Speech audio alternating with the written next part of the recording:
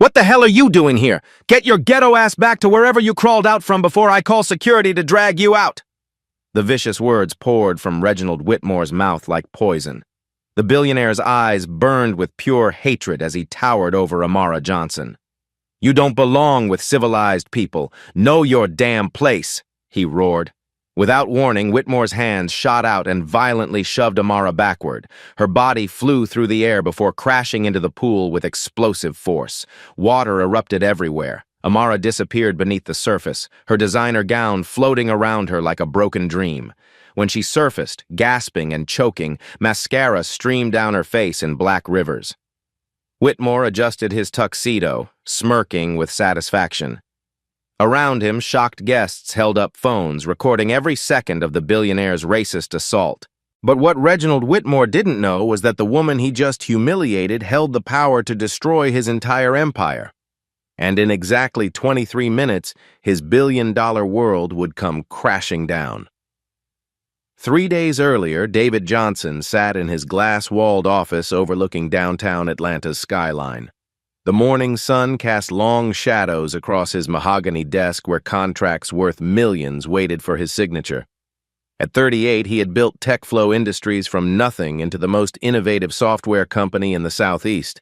His fingers traced the edge of a particular document that made his pulse quicken. The header read, Whitmore Corporation Strategic Partnership Proposal, $1.20 billion. It was the deal that would catapult his company into the global arena. David's revolutionary artificial intelligence platform had caught the attention of every major corporation in America.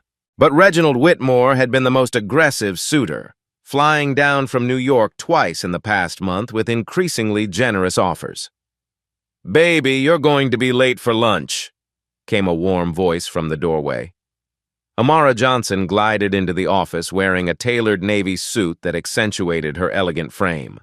Her law degree from Harvard hung prominently on the wall behind David's desk, a reminder of the power couple they had become. As a partner at Morrison & Associates, she specialized in corporate law and had built her own impressive client base. "Just reviewing Whitmore's final proposal," David said, pulling her close. "He's desperate for our AI technology. His real estate empire is hemorrhaging money after the market crash. Without our predictive analytics software, his company will be bankrupt within 6 months." Amara studied the contract with her trained legal eye. The numbers were staggering. Whitmore was offering nearly double what their technology was worth on the open market. "He needs us more than we need him," she observed. "That puts you in the driver's seat." David nodded. Whitmore Corporation owned 40% of Atlanta's commercial real estate, but their outdated business model was failing catastrophically. They desperately needed David's AI platform to predict market trends and optimize their investments. "I'm meeting him tonight at the charity gala," David said. "He's hosting it at the Fairmont Grand Hotel. I want to finalize everything in person." The Children's Education Foundation Gala was Atlanta's most exclusive social event. Tickets cost $50,000 per person, and the guest list read like a who's who of Southern aristocracy. Whitmore used the annual event to network with politicians and intimidate business rivals. "I still don't trust him," Amara said, her instincts as a prosecutor making her cautious. His background check revealed some concerning patterns. Discrimination lawsuits that were quietly settled, minority-owned businesses that mysteriously lost contracts after dealing with him. David understood her concerns. During their negotiations, he had sensed something beneath Whitmore's polished exterior. The billionaire was always courteous in person, but David caught subtle signs of discomfort when discussing partnership details. Whitmore's handshake was always brief, his eye contact minimal. "He needs this deal to survive," David replied. "Personal prejudices become irrelevant when bankruptcy is the alternative." Meanwhile, across town in his marble-columned mansion, Reginald Whitmore paced his study like a caged animal. Financial reports covered his antique desk, each one painting a grimmer picture than the last. His family's real estate empire, built over 3 generations, was crumbling. The 2023 market crash had devastated his portfolio. Property values plummeted while construction costs soared. His company owed $700 million to creditors with payments due within 90 days. Without David's AI technology to guide strategic decisions, Whitmore Corporation would face liquidation. "Sir, the Johnson contract is ready for tonight," his assistant Margaret said nervously from the doorway. Whitmore's jaw clenched. The idea of depending on a black entrepreneur for salvation made his stomach turn. His grandfather had built this empire on the principle that certain people belonged in certain places. Now he was being forced to prostrate himself before someone he considered beneath his social class. "Make sure everything is perfect at the gala," he growled. "I need this deal signed tonight." Margaret nodded and retreated. She had worked for Whitmore for 15 years and recognized the dangerous edge in his voice. When his prejudices collided with his desperation, unpredictable things happened. That evening, David adjusted his black tuxedo in the bedroom mirror while Amara fastened her diamond earrings. Her midnight blue gown hugged her curves elegantly, and her natural beauty needed minimal makeup to radiate confidence. "Ready to make history?" she asked, taking his arm. David smiled, unaware that in 3 hours his wife would be fighting for her dignity in a hotel pool while his billion-dollar deal hung in the balance. The Fairmont Grand Hotel sparkled like a jewel against Atlanta's skyline. Valet attendants in crisp uniforms guided luxury vehicles under the marble archway, while photographers captured arriving guests. The charity gala represented the pinnacle of Southern high society, where million-dollar donations were discussed as casually as weekend plans. David and Amara stepped out of their black Tesla, immediately drawing attention from the crowd. Several guests whispered behind gloved hands, their conversations peppered with curiosity and barely concealed judgment. Some recognized David from business magazines, while others simply noticed the confident way the couple carried themselves. "Mr. and Mrs. Johnson, welcome," greeted the hotel manager with genuine warmth. His staff had been briefed about the evening's VIP guests. "Mr. Whitmore has been asking about your arrival every 10 minutes. Inside the grand ballroom, crystal chandeliers cast prismatic rainbows across walls lined with original oil paintings worth more than most people's homes. The scent of white orchids and expensive perfume filled the air, while a string quartet played classical melodies from a raised platform overlooking the crowd. Reginald Whitmore held court near the mahogany bar, surrounded by his usual circle of wealthy sycophants. Judge Harold Morrison, a man whose courtroom decisions had shaped Atlanta's legal landscape for decades, stood beside Senator Patricia Blake, whose family had controlled Georgia politics since Reconstruction. Bank President Charles Mitchell completed the trio, his financial institution holding mortgages on half the city's commercial properties. These weren't just Whitmore's friends, they were his insurance policy. Their combined influence could make or break careers, destroy reputations, and reshape entire industries with a few strategic phone calls. "There's our golden goose," Whitmore muttered to his companion, spotting David across the room. His knuckles whitened around his champagne flute. Time to close this deal before he gets any more uppity ideas. He approached the couple with practiced charm, his public mask firmly in place. Years of high society events had taught him to hide his true feelings behind layers of Southern gentleman facade. "David, Amara! So wonderful you could make it tonight," he gushed, his voice carrying just enough volume to let nearby guests overhear his apparent friendship with the couple. Whitmore's handshake with David lingered longer than usual, his desperation barely contained beneath his polished exterior. Sweat beaded along his hairline despite the ballroom's perfect climate control. "I hope you've had time to review our final proposal thoroughly," he said, his smile never wavering despite the urgency in his voice. "Very generous terms," David replied diplomatically, maintaining professional distance, "though I'm still evaluating all available options in the marketplace." Whitmore's smile tightened almost imperceptibly, a muscle in his jaw twitching with suppressed anxiety. Of course, but surely you understand the mutual benefits. My distribution network spans 47 countries. We could make your technology available globally within 18 months, maybe less." What Whitmore didn't mention was that 3 other tech companies had already rejected similar partnerships after researching his business practices. David's AI platform represented his last hope for survival, the only lifeline that could pull Whitmore Corporation back from the brink of financial ruin. "The global reach is certainly attractive," David acknowledged, though his tone remained noncommittal. "However, I want to ensure any partnership aligns with our company values and long-term strategic goals. Whitmore felt his desperation spike. Every minute of delay brought him closer to bankruptcy. His creditors were already circling like vultures, and his board of directors had scheduled an emergency meeting for Monday morning to discuss liquidation options. "Darling, I'm going to get some air," Amara interjected, sensing the mounting tension between the two men. Her legal instincts warned her that Whitmore's forced pleasantries masked something darker underneath. "The terrace by the pool looks absolutely lovely tonight." She glided away in her flowing midnight blue gown, her movement graceful and confident. Several male guests followed her with their eyes, though their wives quickly redirected their attention with sharp elbows and pointed glares.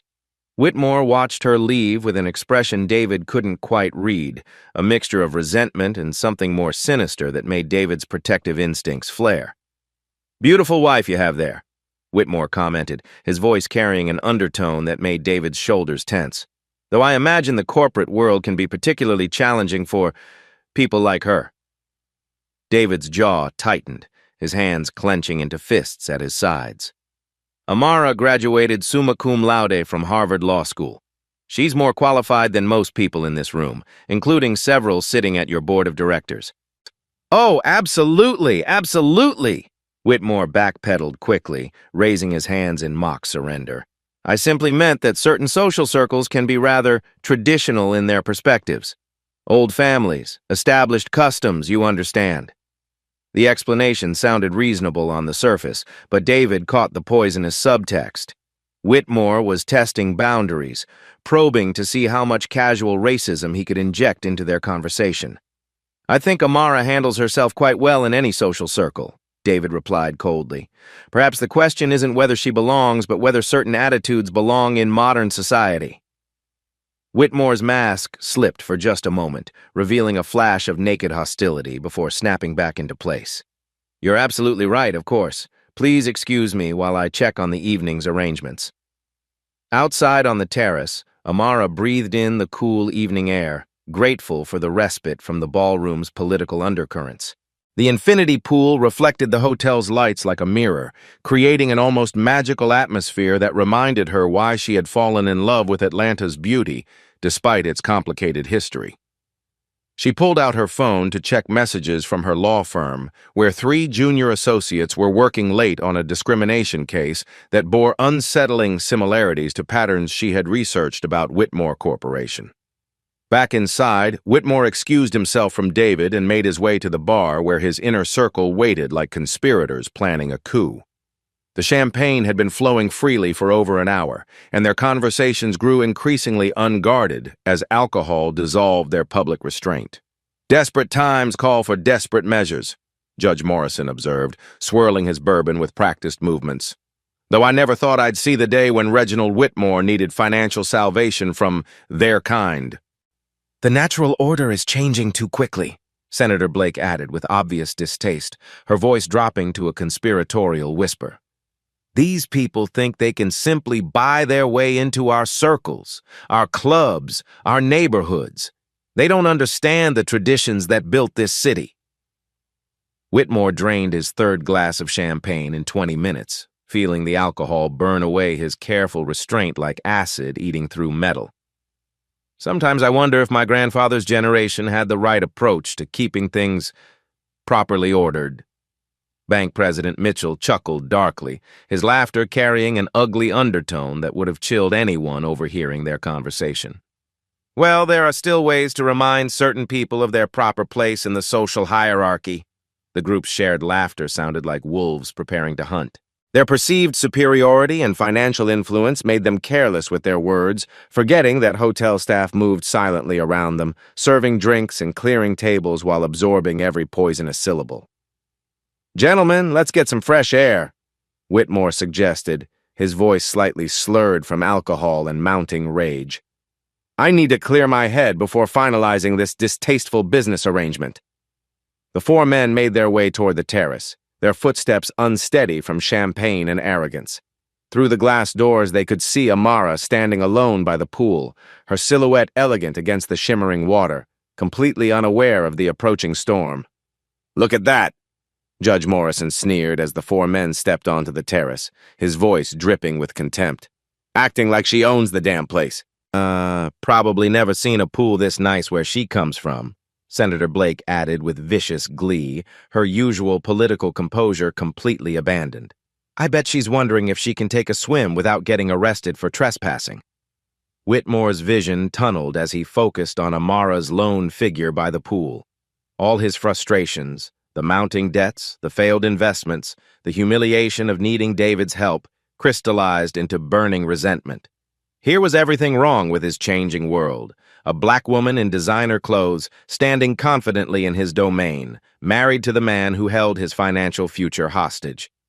"Watch this, gentlemen," he muttered to his companions, straightening his bow tie like a soldier preparing for battle. "Time to restore some natural order to this evening."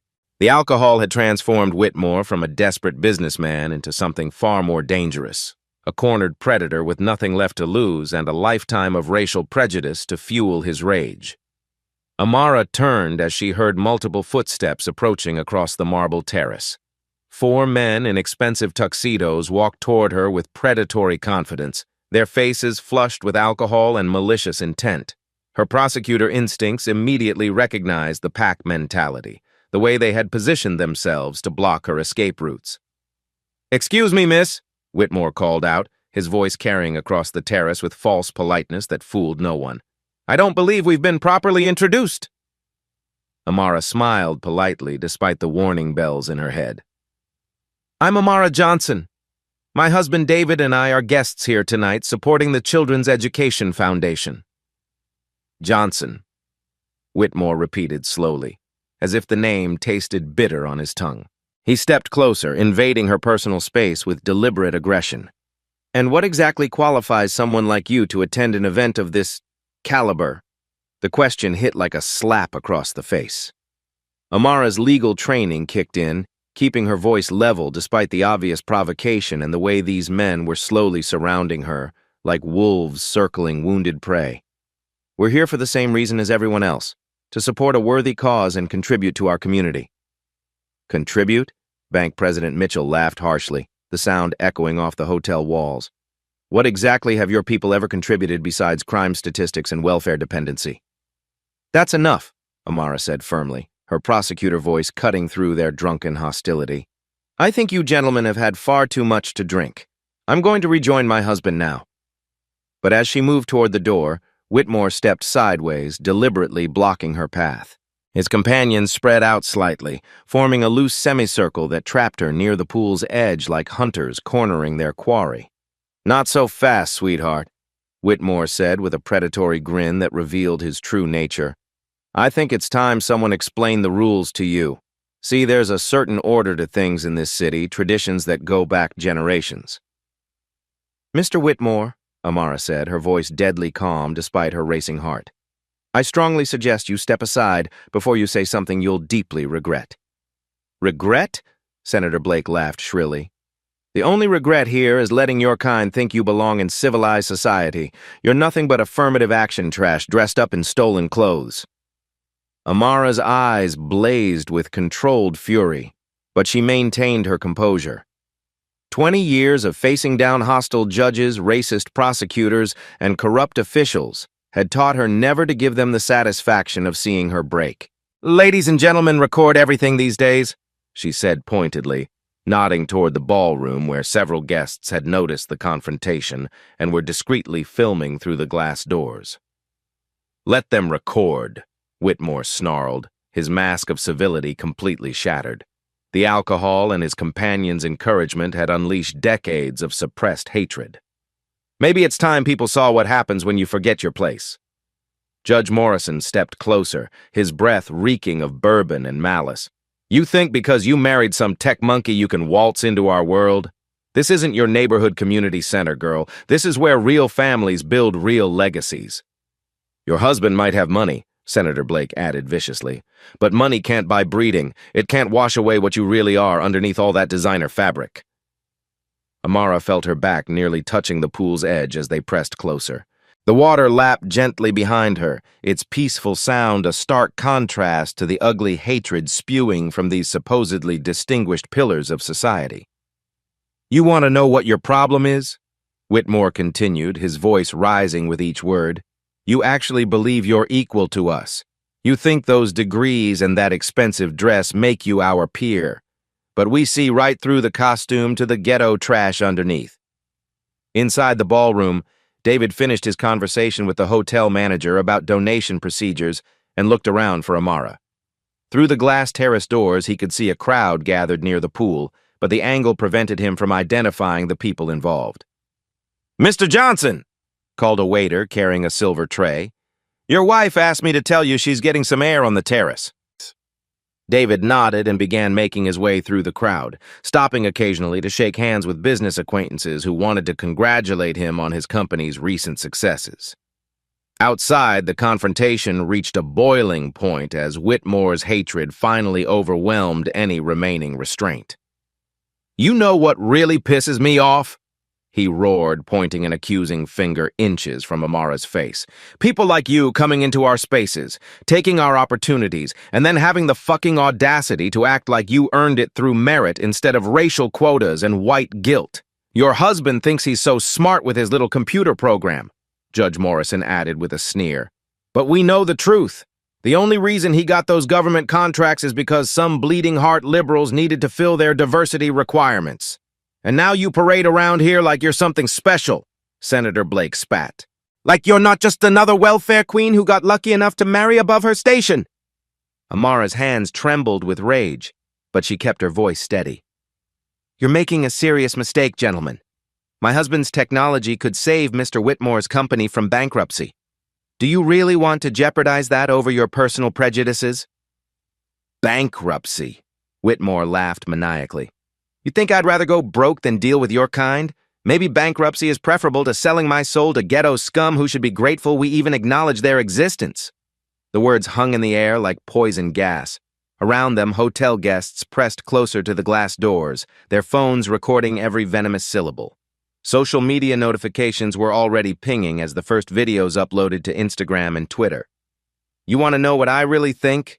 Whitmore continued, his voice reaching a crescendo of hatred.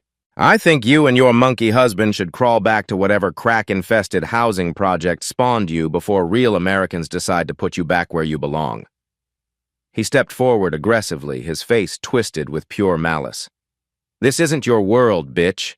It never was and never will be. You're just a temporary inconvenience that needs to be reminded of reality." Amara realized with crystal clarity that these men had moved beyond verbal assault into genuinely dangerous territory. Their pack mentality, fueled by alcohol and years of unchallenged privilege, had created a perfect storm of racist violence. "Mr. Whitmore," she said with the authority of someone who had faced down killers in courtrooms, "you have exactly 10 seconds to step aside before I start screaming for security." "Security?" He laughed wildly. "Sweetheart, I own the security in this place. I own the police in this city. I own judges, senators, and bank presidents. Who exactly do you think is going to help a little ghetto princess against Atlanta's most powerful families?" That's when Whitmore made his fatal mistake. Consumed by rage and emboldened by his companion's encouragement, he grabbed Amara by the shoulders and prepared to teach her what he considered a much-needed lesson about knowing her place in his carefully ordered world. Neither he nor his accomplices noticed David Johnson pushing through the terrace doors, his face a mask of controlled fury as he witnessed the assault on his wife. The next 60 seconds would destroy Whitmore's empire and change 4 lives forever. "What the hell are you doing here? This isn't some food stamp charity dinner. Get your ghetto ass back to wherever you crawled out from before I call security to drag you out." The vicious words exploded from Whitmore's mouth as his hands grabbed Amara's shoulders with violent force. His face contorted with pure hatred as decades of suppressed racism finally erupted. "You don't belong with civilized people. Know your damn place, you worthless piece of trash!" Without warning, Whitmore's manicured hands shoved Amara backward with all his strength. Her body flew through the air, designer gown flowing like broken wings, before crashing into the pool with explosive force. Water erupted everywhere as Amara disappeared beneath the surface. When she emerged, gasping and choking, mascara streamed down her face in black rivers, while her elegant dress clung to her body like a shroud. Whitmore stood at the pool's edge, adjusting his tuxedo with savage satisfaction. Maybe now you'll remember where you belong. He sneered at the crowd of shocked guests, recording everything on their phones. That's when David Johnson burst through the terrace doors like an avenging angel. "Get away from my wife!" The roar silenced the entire terrace. David's voice carried the authority of a man who had built an empire from nothing, and every person present felt the power radiating from his fury. Whitmore spun around, his face draining of color as he saw David charging toward him. For the first time that evening, genuine fear flickered in the billionaire's eyes. "David, this is just a misunderstanding," Whitmore stammered, suddenly realizing the magnitude of his mistake. "I had too much to drink. I didn't mean—" "You pushed my wife into a pool and called her trash." David's voice cut through Whitmore's pathetic excuses like a blade. "In front of everyone. You think money gives you the right to assault my family?" David helped Amara out of the water, his gentle touch contrasting sharply with the murderous rage in his eyes. Hotel staff rushed forward with towels while guests continued filming the billionaire's public meltdown. "Please, David, we can work this out," Whitmore begged, his desperation now visible to everyone. "Our deal, our partnership, we need each other. Don't let emotion destroy a beneficial business relationship." David's laugh was cold enough to freeze blood. "Business relationship?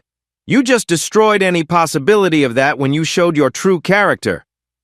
"But you need my distribution network," Whitmore pleaded. "My connections, my resources. Think about your company's future." "My company's future." David's voice dropped to a deadly whisper that somehow carried across the silent terrace. "Reginald, you pathetic fool, you have no idea what you've just done." Whitmore's face crumpled as the implications began sinking in. Without David's AI technology, his company would collapse within months. The board meeting scheduled for Monday would become a liquidation hearing. "I'll pay double," he offered frantically. "Triple the original amount. Name your price, anything you want." "There isn't enough money in your failing empire to undo what you just did," David replied with ice-cold finality. Senator Blake tried to intervene, her political instincts kicking in. "Gentlemen, surely we can resolve this misunderstanding privately. No need for hasty decisions that could harm everyone involved." "Misunderstanding?" Amara spoke for the first time since emerging from the pool, her voice carrying the authority of someone who had prosecuted criminals far more dangerous than these cowards. "There's no misunderstanding about racist assault captured on dozens of phones." Judge Morrison attempted damage control. "Now see here, this has gotten out of hand. Perhaps if we all just calm down—" "Calm down?" David's voice rose again. "You stood there and watched a billionaire assault my wife while spouting racial slurs, and you want us to calm down?" Whitmore dropped to his knees on the marble terrace, his dignity evaporating like morning mist. "David, please. My company employs 3,000 people. My family has built this empire over generations. Don't destroy everything over one moment of poor judgment." "Poor judgment?" David stared down at the groveling billionaire with contempt. "You showed me exactly who you are, Reginald, and now you'll live with the consequences." "The deal is terminated," David announced to the crowd. "Permanently. Techflow Industries will never do business with Whitmore Corporation or any of his associates." Gasps echoed across the terrace as the financial implications hit the assembled guests. Whitmore Corporation's stock would plummet when news broke. Creditors would panic. The empire would crumble. "You can't do this," Whitmore screamed, his composure completely shattered. "I'll sue you for breach of contract. I'll destroy your reputation." "With what lawyers?" David asked mockingly. "With what money? Your company will be bankrupt before you can file paperwork." Whitmore's face turned purple with rage and desperation. "This is blackmail! You're using one mistake to steal everything my family built." "I'm not stealing anything," David replied coldly. "I'm simply choosing not to save you from your own racism. There's a difference." The crowd watched in stunned silence as Atlanta's most powerful businessman begged for mercy from the man he had just tried to humiliate. Phone cameras captured every moment of Whitmore's complete destruction. "My grandfather would roll over in his grave," Whitmore wailed. "Everything we built, everything we worked for, gone because of one moment." "Your grandfather would be proud," Amara said quietly, her words cutting deeper than any scream. "You're exactly the man he raised you to be." As hotel security finally arrived to escort the disgraced billionaire away, Whitmore's empire began crumbling in real time around him. Hotel security surrounded Whitmore like a SWAT team responding to a terrorist threat. Their black uniforms contrasted sharply with his expensive tuxedo as they formed a protective barrier between him and the shocked guests. "Mr. Whitmore, you need to leave the premises immediately," announced head of security Marcus Williams, his voice carrying the authority of someone who had handled Atlanta's elite for 15 years. "The hotel is revoking your access permanently." "You can't throw me out!" Whitmore shrieked, his voice cracking like a teenager.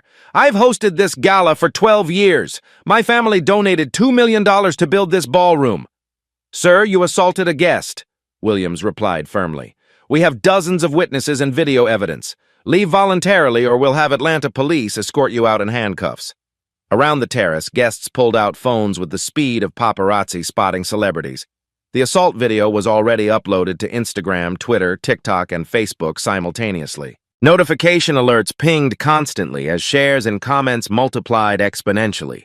Judge Morrison and Senator Blake suddenly discovered urgent phone calls requiring their immediate attention. Bank President Mitchell developed a sudden case of amnesia, claiming he had been inside during the entire incident. Whitmore's inner circle abandoned him like rats fleeing a sinking ship. "Harold, Patricia, Charles," Whitmore called desperately to his former allies. "Tell them this was just a misunderstanding. You were here. You saw everything." But his accomplices had already melted into the crowd, leaving Whitmore to face the consequences alone. Their political survival instincts kicked in faster than their loyalty to old friendships. Inside the ballroom, news of the assault spread through the crowd like wildfire. Business partners who had been courting Whitmore's favor suddenly found other conversations more pressing. His table at the charity auction sat completely empty, a monument to his instant social exile. "Ladies and gentlemen," the hotel manager announced over the sound system, "we sincerely apologize for tonight's disruption. The Fairmont Grand Hotel maintains zero tolerance for discrimination and assault." On social media, the hashtag #Poolgate began trending within 20 minutes. The video had already been viewed 500,000 times across platforms. News outlets started picking up the story as notifications flooded newsroom assignment desks. CNN breaking news: billionaire assaults woman at charity gala. Fox News alert: Atlanta business leader under fire for racist attack. MSNBC: viral video shows shocking display of racism at elite event. David's phone buzzed constantly with calls from business reporters, civil rights organizations, and lawyers offering to represent them. He ignored them all, focusing entirely on Amara's well-being while hotel staff provided dry clothes and medical attention. "Mr. Johnson," approached Dr. Sarah Carter, the hotel's on-call physician. "I've examined your wife. No physical injuries, but I recommend monitoring for shock and emotional trauma." Whitmore's business empire began collapsing in real time as news spread through Atlanta's interconnected corporate network. His assistant Margaret fielded panicked calls from board members, investors, and creditors who had seen the videos online. "Mr. Whitmore's phone has been ringing non-stop," she reported to hotel security. 3 board members have called emergency meetings. 2 major investors want immediate conference calls. The bank is demanding to speak with him about loan covenant violations. Whitmore Corporation's stock price plummeted 18% in after-hours trading as algorithmic trading systems responded to negative sentiment analysis of social media posts. Financial analysts began downgrading the company's credit rating based solely on the reputational damage. "This changes everything," observed Financial Times reporter James Crawford, who had been covering the gala for a society piece. "No major corporation will want association with this kind of publicity. Whitmore's business relationships are toxified overnight." Back on the terrace, Whitmore made one final desperate attempt at damage control. "David, please, think about the 3,000 families who depend on my company for their livelihoods. Don't let your anger destroy innocent people's jobs." "You should have thought about that before you assaulted my wife," David replied coldly. "Actions have consequences, Reginald. Tonight you learned that money can't protect you from accountability." Hotel management presented Whitmore with a lifetime ban letter, formally barring him from all Fairmont properties worldwide. The document would become part of his permanent record, ensuring his social exile extended beyond Atlanta's borders. As security escorted him toward the exit, Whitmore's phone buzzed with a text from his wife. Saw the video. The kids and I are staying at my mother's house. Don't come home tonight.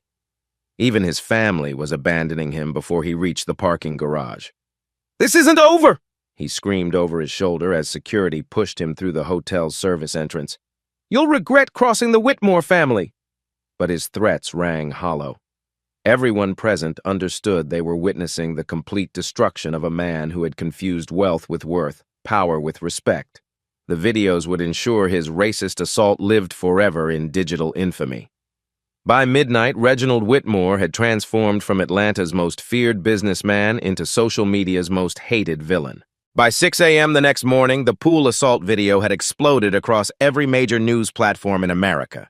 CNN ran it as their lead story. Fox News dissected it frame by frame. MSNBC invited civil rights leaders for panel discussions. The hashtag #Poolgate had 2.3 million mentions and climbing. This is Anderson Cooper 360. Tonight, we examine how one moment of racist violence destroyed a billion-dollar empire in real time, announced the silver-haired anchor as the assault video played for the millionth time. Whitmore Corporation's headquarters resembled a war zone. Protesters filled the sidewalks carrying signs reading, "Racism has consequences," and "Justice for Amara." News vans lined the street while reporters ambushed employees entering the building. Inside the marble-walled boardroom, emergency meetings raged as board members tried salvaging what remained of their reputations. Stock prices had crashed 47% in overnight trading. Major clients were terminating contracts via email to avoid phone conversations. Reginald's actions have made our company radioactive, declared board chairman William Stevens, his voice heavy with 40 years of corporate experience. Nike pulled their advertising account. Delta canceled our property management contracts. Even our law firm is distancing themselves. Margaret, Whitmore's longtime assistant, fielded resignation calls from senior executives fleeing the sinking ship. 3 VPs have already submitted letters. Our head of public relations quit via text message. She said her career couldn't survive association with this scandal. Meanwhile, federal investigators had taken notice of the viral video and its implications. FBI agent Maria Santos reviewed Whitmore Corporation's files, while civil rights attorneys lined up to represent Amara in what promised to be the most publicized discrimination case in Georgia history. The video evidence is overwhelming, Santos explained to her supervisor, but our background investigation revealed a pattern spanning 20 years. Discriminatory hiring practices, minority contractors mysteriously losing bids, housing developments that somehow never approved black buyers. The Department of Justice opened a formal civil rights investigation within 72 hours. Federal subpoenas arrived at Whitmore Corporation demanding employment records, contractor lists, and internal communications dating back to 2005. Whitmore himself had become a prisoner in his Buckhead mansion, surrounded by protesters and media crews camping outside his iron gates. His wife, Jennifer, had taken their children to her mother's estate in Charleston, refusing his desperate phone calls. I can't show my face at the country club, Jennifer told her mother during a tearful conversation. Caroline's tennis team kicked her off because other parents don't want their children associated with our family name. Former business partners rushed to publicly condemn Whitmore's actions, desperate to protect their own reputations. Real estate mogul Thomas Richmond issued a statement. The behavior displayed in that video represents everything antithetical to modern business values. But the most devastating blow came from an unexpected source. Margaret, his loyal assistant for 15 years, had been secretly recording conversations for months after witnessing increasingly racist behavior. She contacted the FBI with a treasure trove of audio evidence. He used racial slurs regularly when discussing contracts with minority-owned businesses, Margaret testified to federal investigators. I have recordings of him instructing lawyers to find legal ways to exclude black contractors from bidding processes. The audio recordings leaked to major news networks, providing damning context for the pool assault. Whitmore's voice could be heard clearly discussing keeping those people in their place and maintaining neighborhood standards through discriminatory practices. 3 months later, the civil trial began in Fulton County Superior Court. Media attention rivaled high-profile celebrity cases as protesters filled the courthouse steps. Amara, represented by Atlanta's most prestigious civil rights firm, sat composed at the plaintiff's table while cameras captured every moment. "Ladies and gentlemen of the jury," began attorney Michelle Roberts during opening statements, "this case represents more than one moment of violence. It exposes decades of systematic racism disguised as business practices." The defense team, led by expensive white attorneys from New York, attempted portraying Whitmore as a reformed man who had learned from his mistakes, but the evidence buried their arguments. Video testimony from former employees revealed a corporate culture of casual racism. Contractor James Washington described losing a $50 million project after Whitmore discovered his minority-owned status. Housing developer Patricia Lee documented suspicious permit delays that only affected black-owned developments. Mr. Whitmore's company employed 3,000 people, testified former HR Director Linda Martinez. Only 12 were black, and most worked in janitorial or cafeteria positions despite qualified applicants for management roles. The jury deliberated for only 6 hours. Their verdict sent shockwaves through Atlanta's business community. $15 million in compensatory damages, plus $50 million in punitive damages designed to send a message that racism would no longer be tolerated in corporate America. Judge Patricia Reynolds, a no-nonsense jurist with 30 years of experience, delivered a scathing rebuke during sentencing. "Mr. Whitmore, your actions represent the worst aspects of American business culture. You used wealth and influence to perpetuate racial discrimination while hiding behind charitable donations and social respectability.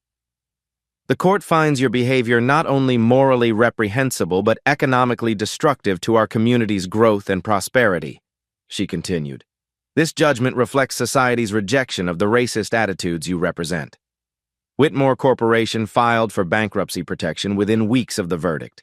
The company's assets were liquidated to pay legal settlements and creditor debts. 3,000 employees lost their jobs as the empire collapsed completely. Federal prosecutors filed additional charges for housing discrimination and civil rights violations. Whitmore faced potential prison time as multiple investigations uncovered decades of systematic racism disguised as legitimate business practices. "The Whitmore case has become a watershed moment," explained legal analyst Rebecca Carter on CNN. "It demonstrates how modern technology and social media can expose racism that previously hid behind closed doors in corporate boardrooms." Other corporations scrambled to review their own practices, terrified of similar exposure. Diversity training programs expanded nationwide as businesses realized the financial consequences of discriminatory behavior in the viral video age. David Johnson's company, meanwhile, experienced unprecedented growth. Major corporations competed for partnerships with Tech Flow Industries, eager to associate with the moral courage he had displayed. The company's valuation tripled within 6 months. "We've received partnership offers from every Fortune 500 company," David told Bloomberg News, "but we're carefully vetting potential partners to ensure alignment with our values of equality and respect." Amara used her settlement money to establish the Equal Justice Technology Foundation, providing legal resources for discrimination victims. Her organization quickly became the most effective civil rights advocacy group in the Southeast. The pool assault video, now studied in business schools as a case study in corporate reputation management, served as a permanent reminder that racism carries devastating consequences in modern America. Whitmore's name became synonymous with the phrase "going viral for the wrong reasons," ensuring his racist legacy would be remembered long after his business empire crumbled into dust. 5 years after the pool assault that destroyed an empire, Atlanta's skyline had transformed dramatically. The gleaming Tech Flow Industries tower dominated the downtown district, its 40-story glass facade reflecting the city's progressive evolution under new leadership. David Johnson stood in his corner office on the top floor, gazing out at the bustling metropolis below. His company now employed over 15,000 people across 12 countries, making him one of the youngest billionaires in American history. The AI technology that Whitmore had desperately needed was now revolutionizing industries worldwide. "The quarterly diversity report shows we're leading the tech sector in minority representation," announced Chief Operating Officer Patricia Washington, a brilliant black engineer who had joined Google specifically because of TechFlow's inclusive culture. David smiled, remembering the scared young programmer he had been just 5 years earlier. Excellence comes from embracing talent regardless of background. Whitmore never understood that principle, and it cost him everything. Across town, Amara adjusted her judicial robes in the chambers of the federal district court. At 47, she had become the youngest black female federal judge in Georgia history, nominated by the president himself after her civil rights advocacy gained national recognition. Her Equal Justice Technology Foundation had filed over 200 successful discrimination lawsuits, recovering $300 million for victims while forcing systematic changes in corporate hiring practices. The foundation's annual gala raised more money than Whitmore's charity event ever had, proving that genuine inclusion generated greater community support than exclusive elitism. Your Honor, the Whitmore v. State of Georgia case is ready for review, announced her clerk, carrying a thick legal brief. Amara nodded grimly. Even from federal prison, Reginald Whitmore continued filing frivolous appeals, desperately attempting to overturn his conviction for civil rights violations. Each motion was denied with increasing judicial impatience. The former billionaire had aged rapidly during his 3-year federal sentence. His hair turned completely gray, his expensive suits replaced by orange jumpsuits, his marble mansions sold to pay legal fees and victim settlements. Prison guards reported that other inmates mocked him constantly, calling him pool boy in reference to his viral infamy. Inmate Whitmore has been denied parole again, reported Corrections Officer Samuel Brown, a black man who took particular satisfaction in delivering the news. His racist statements during psychological evaluations convinced the board he poses continued danger to community safety. Whitmore's family had completely disowned him. His wife divorced him while he awaited trial, taking custody of their children and reverting to her maiden name. His son changed his own name legally to avoid association with the Whitmore legacy. The mansion that once hosted Atlanta's elite now served as a community center for underprivileged youth. The irony wasn't lost on anyone that black and Latino children now played basketball where Whitmore had once entertained racist politicians and discriminatory business leaders. Margaret, his former assistant, had written a best-selling memoir titled Behind Closed Doors, Working for a Racist Billionaire. The book's proceeds funded scholarships for minority students pursuing law degrees, ensuring Whitmore's legacy contributed to the very equality he had fought against. Mr. Whitmore thought wealth and connections made him untouchable, Margaret wrote in the book's conclusion. But one moment of authentic character revealed his true nature to the world. No amount of money can protect you from the consequences of hatred. The pool at the Fairmont Grand Hotel had been renamed the Amara Johnson Reflection Pool in honor of her courage and dignity during the assault. A bronze plaque commemorated the moment when social media justice conquered old money racism. Tourism to the hotel increased dramatically as visitors wanted to see the exact location where a viral video changed American business culture. The pool had become an unlikely pilgrimage site for civil rights supporters. Standing together on their penthouse balcony overlooking the city they had helped transform, David and Amara reflected on the journey from that horrible night to their current success. "That monster thought he could humiliate me into silence," Amara said, her voice filled with quiet strength. "Instead, he revealed his true character to the world and destroyed himself in the process." "Real change happens when ordinary people refuse to accept injustice as normal," David added, pulling his wife close. "When we stand up, speak out, and demand better from our communities and institutions." The couple's story had become required reading in business schools, law schools, and civil rights organizations nationwide. Their example proved that dignity and principle could triumph over wealth and privilege when supported by modern technology and social media accountability. If this story moved you, share it with someone who needs to hear that justice eventually prevails. Like this video if you believe everyone deserves respect regardless of race. Subscribe for more stories where bullies face real consequences for their actions. Tell us in the comments, have you ever witnessed racism in your workplace or community? What would you do if you saw someone being treated like Amara? Your voice matters in the fight for equality. Remember, treat others as you want to be treated. Character matters more than wealth. See you in the next story where justice wins.